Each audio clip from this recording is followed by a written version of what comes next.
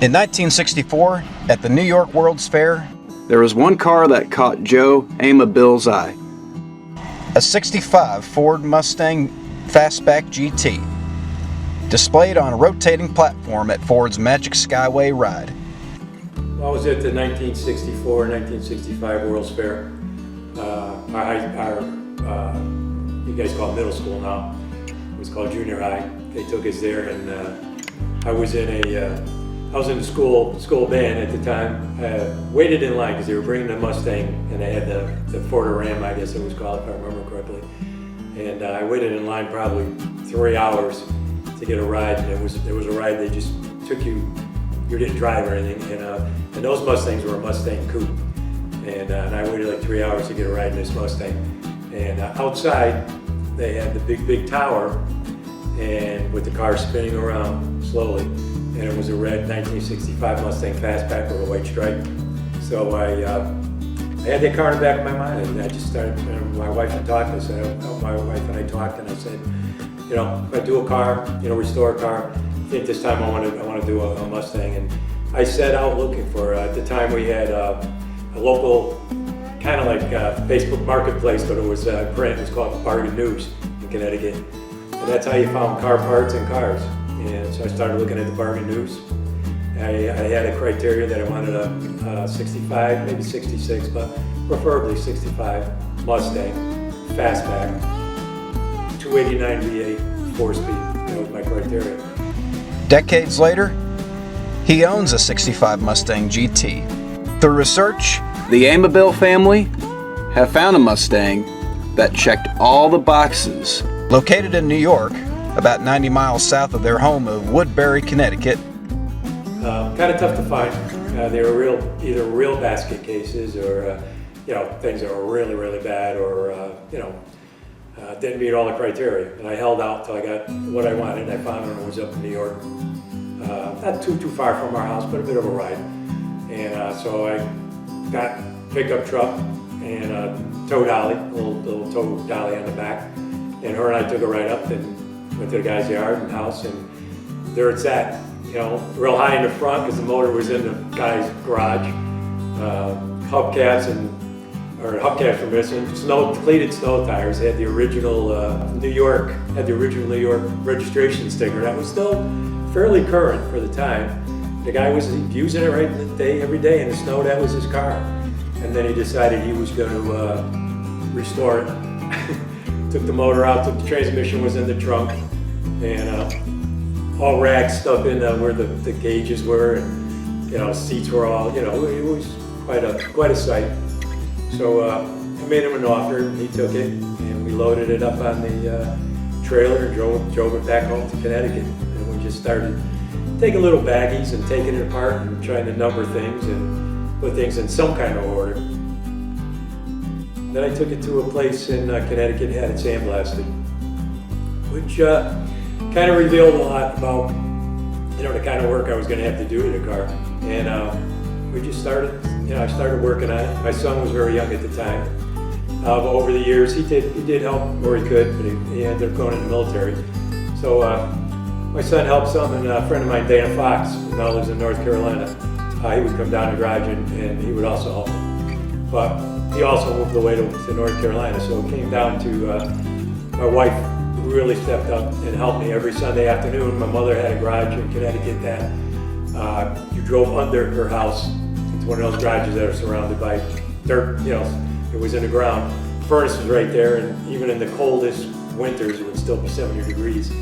And we worked on it every Sunday night, every Sunday afternoon until, you know, 5 or 6 o'clock at night, every single Sunday until we got it done.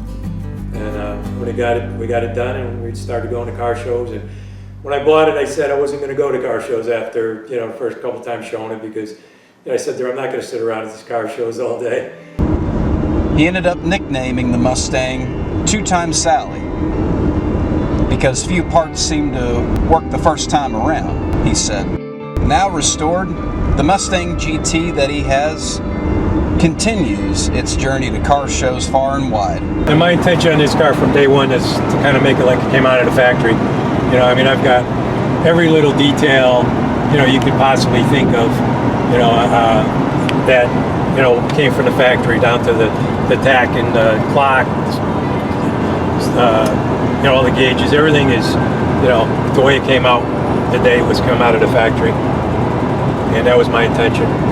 Right. To do, you know, day, night mirror, you know,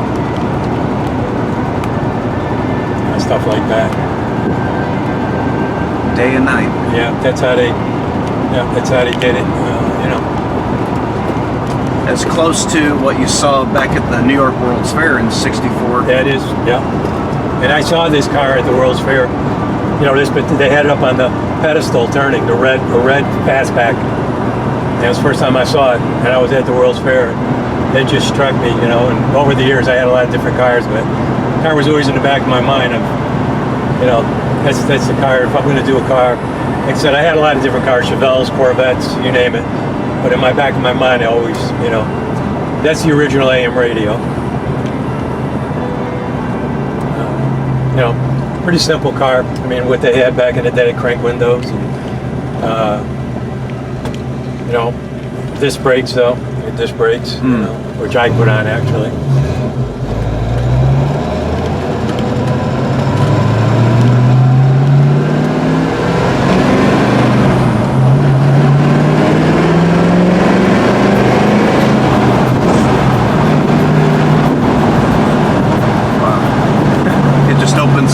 Fun car.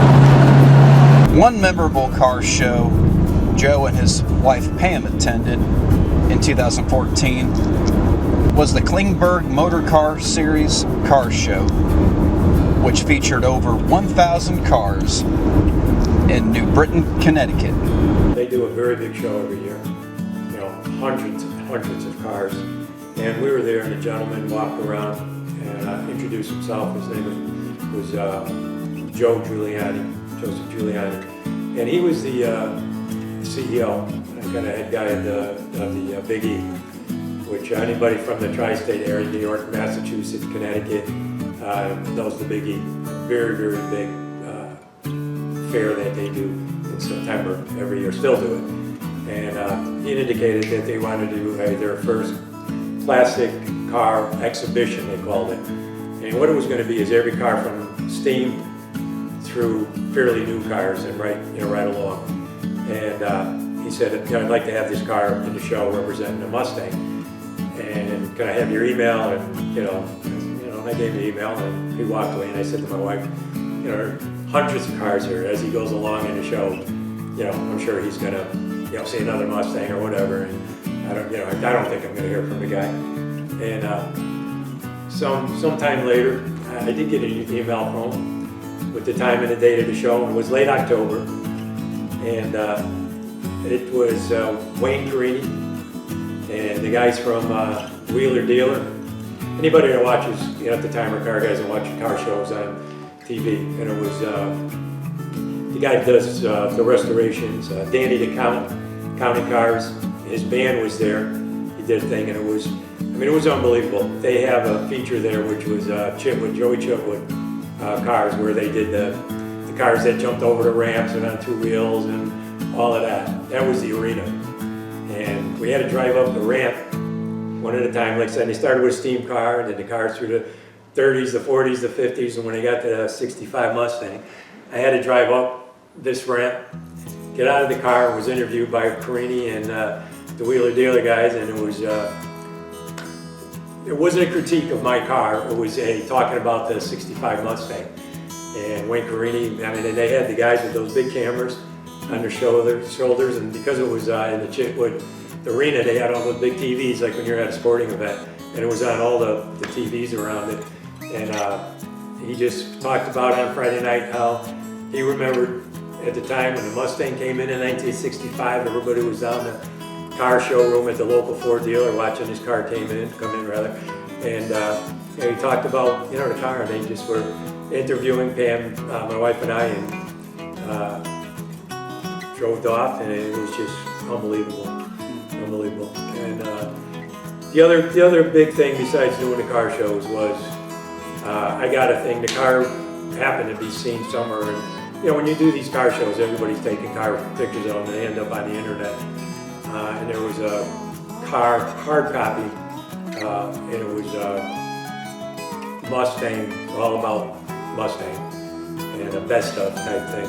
And I got a message from them that they wanted to feature, not feature my car, but wanted to represent the 65 Mustang. And I had to sign a release, and he showed the Mustang, and I was on quite a few pages, and talked about it. It was a hard copy, and it's sold on Amazon, and that was a big deal for me. That was very, it really made our day. A lot of attention to detail was put into the restoration of this car. Among its eye-grabbing details are fog lights, exhaust trumpets, the Tasca Ford dealer badge, and styled steel wheels. The fender-mounted GT and 289 cubic inch engine badges also add to the charm of the car itself. Its interior has been restored to a high degree of quality, and the dashboard is sporty and boasts easy-to-read instrumentation.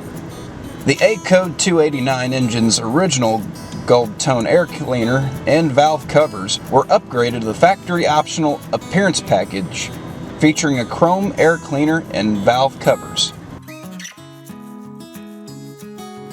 For people like the Amabiles, Few cars measure up to their Rangoon Red GT that is showcased in the Mustang Special Editions book by Jeffrey Klein and Jonathan Klein. Even with the changing of the times, this Mustang remains part of the Amabile family. For Joe Amabile, he seeks to pass this Mustang on to his son when the time comes.